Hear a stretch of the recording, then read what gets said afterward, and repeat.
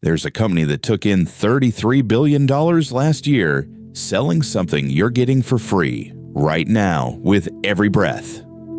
It is one of the most profitable industrial machines on Earth. And you have probably never heard its name. This is the business of air, and the closer you look, the stranger it gets. Your instinct says nobody can own air. It's 78% nitrogen, 21% oxygen, free, infinite, everywhere, no scarcity, no business, right? Here's the inversion. The air business is one of the most locked-in industries that exists.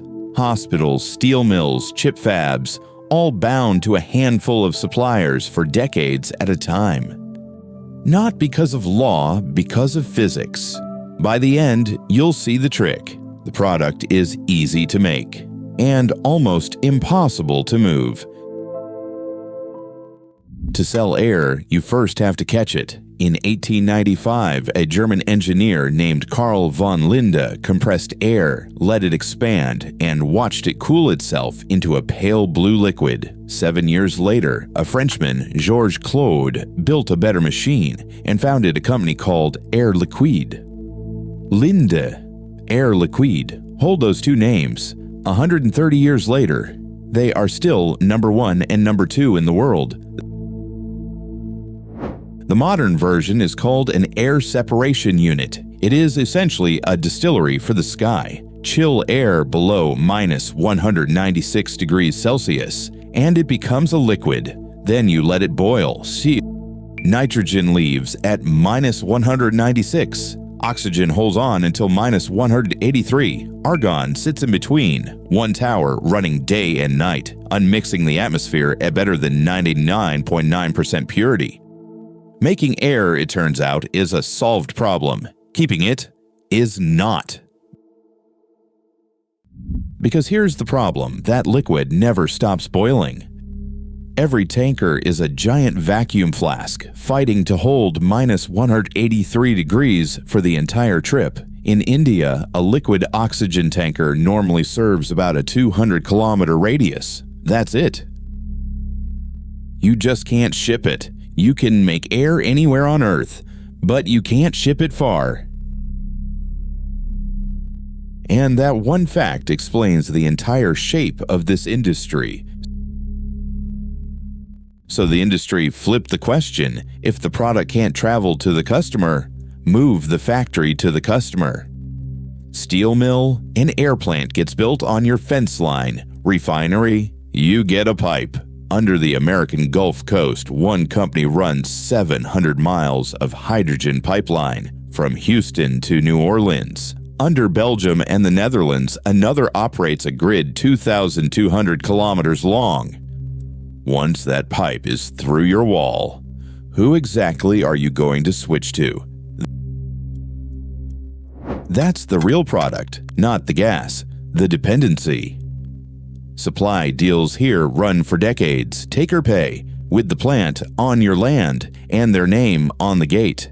Air Liquide signed a record 52 of these on-site contracts in 2022 alone. And the economics. Linde, $33 billion in sales at a 26.2% operating margin. The top 3 companies control roughly 2/3 of a $120 billion market. All of it from free air. And it keeps concentrating. In 2018, Linde merged with an American giant called Praxair, an $80 billion deal. Here's the twist almost nobody remembers. Praxair began as Linde's own American arm, founded in 1907, seized into Union Carbide in 1917, spun back out in 1992. The founder reabsorbed its century-old offspring. Regulators pushed back. An October 2018 consent order forced sell-offs across 9 separate markets. One of them was called excimer laser gases. File that phrase away. It comes back. Then, for 1 month in 2021, the world watched this system snap. April, India, the Delta wave. Hospitals in Delhi counting oxygen in hours, not days. And here's what makes it terrifying. India was producing more than 7,000 tons of liquid oxygen a day. Enough. India never ran out of oxygen. It ran out of cold trucks. The oxygen was in the east. The need was in the north and west. 3 to 12 days away by tanker, every kilometer held at minus 183. Demand climbed toward 9,000 tons a day, past anything the trucks could move. So, the country improvised. Steel mills diverted their oxygen, output up 172%. The tanker fleet grew from 270 to 380. The railways ran special trains. They called them the Oxygen Express. Production was never the problem. Distribution was. The physics of cold. Again. That was the dependency you could see. Now the one you can't.